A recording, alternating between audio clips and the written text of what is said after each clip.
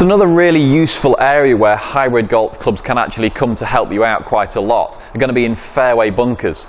I see a lot of golfers when they go into a fairway bunker, their natural instinct or reaction is just to reach for their sand wedge, maybe a pitching wedge if they think they can hit the ball a little bit further. But it's instinctive that I'm in the sand, I must hit sand wedge, the ball splashes out, it comes out 10 yards, and yes, you've got it out of the bunker, but you haven't necessarily gained the yardage or the distance that could get you back in the hole and keep your score progressing. So one thing I think you should consider doing is varying the clubs that you use in fairway bunkers depending on the height of the lip, your distance away from the lip, and how far you've got to go back down the hole. So here's a really nice useful tip for you. When you find your golf ball in the bunker, you need to work out the height or the trajectory the ball needs to come out on. Now if you take any golf club and position the leading edge of the golf club horizontal to the ground, the angle that the shaft protrudes out at is actually the angle that the ball should fly out at as well. So if I get this level to the ground, this points out at the angle that the ball will fly out of with this club. If I take a more lofted club, so for example I go down to my lob wedge and point that horizontal to the ground, this points out into the air. Now if I want the ball to come out really steeply and pop up on this angle, then that's great, I'll use my lob wedge. But if I actually want a little bit more distance on the shot and I've got enough angle to clear the lip, sole the club so it's level to the ground horizontal and look at the angle that the golf club comes out at, and that's how my ball will fly. So if I can hold that down at that level, appreciate that's going to clear the lip, then this is a nice golf club to use from a fairway bunker.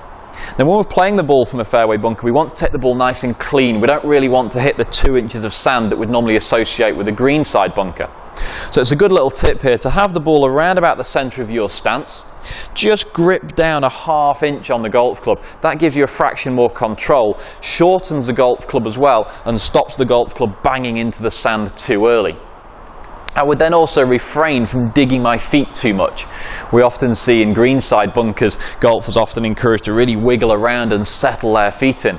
And yes, that gives you good anchorage into the sand, but it could also encourage you to hit below the golf ball. Greenside bunker, that's fine. Fairway bunker, not so much. So yes, make sure you've got good anchored feet positions, but don't go screwing your feet down 2 inches into the sand, it's not necessary. So ball position is fine, gripping down a ½ inch just to make sure I'm not going to dig the club into the turf or the sand. And now stay tall in your posture. Make a nice smooth swing, staying tall. You want to take the ball out quite cleanly, not necessarily grounding the golf club beforehand. That will cost you a little bit too much yardage. So when you go into a fairway bunker, consider the distance you have to go to the target, how high the lip is and how far back from the lip you are. Consider that whether you've got the right club for the right loft to get over the lip, and make sure you have enough loft. If it's half and half, I'm not really sure that I'll do it.